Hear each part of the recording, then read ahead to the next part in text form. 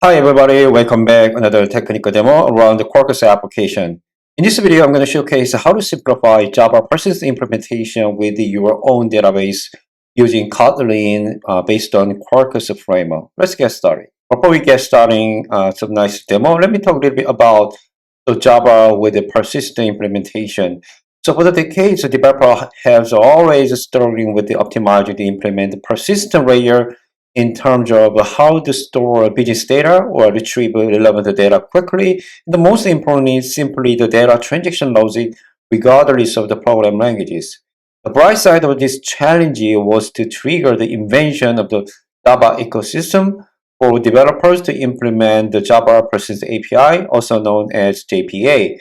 For example, Hibernate Object Relation Mapper like ORM with Panache is a standard framework for JPA implementation in the Java ecosystem recently.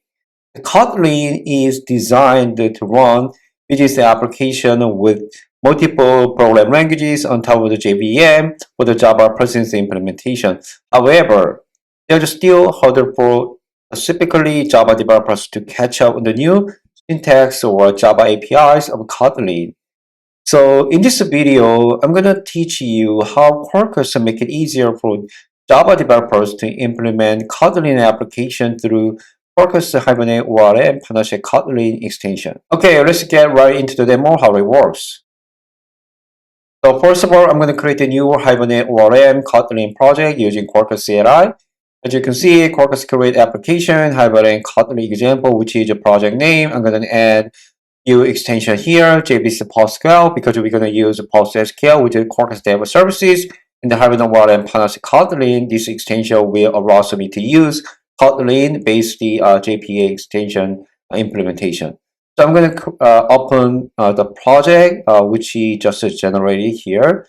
Now let's try to add a new entity Java entity class, like a person.kt file. And then I need to specify entity annotation, which is the same schema table name on the database.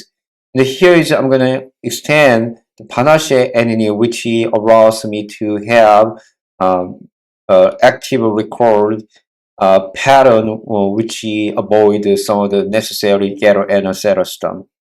Okay, so I need to create a new person repository here. So which just came from the Panache repository, and then this will make me specify some kind of method. For example, here's a find by name method, which allows me to retrieve and search a name from database. Now I'm going to go to add a new method in my greeting resource file based on RESTful API to retrieve the find by name method. In order to that, I'm going to inject my person repository, and then I'm going to create a new method here. Name is greeting with the parameter like exactly name, and then I passed out the name into my CDI injection. So here's a really good thing how to add the CDI injection as well as in a Kotlin, just like our Quarkus CDI injection capability. So I'm going to just create a new return to invoke our CDI bean, the person repository file by name.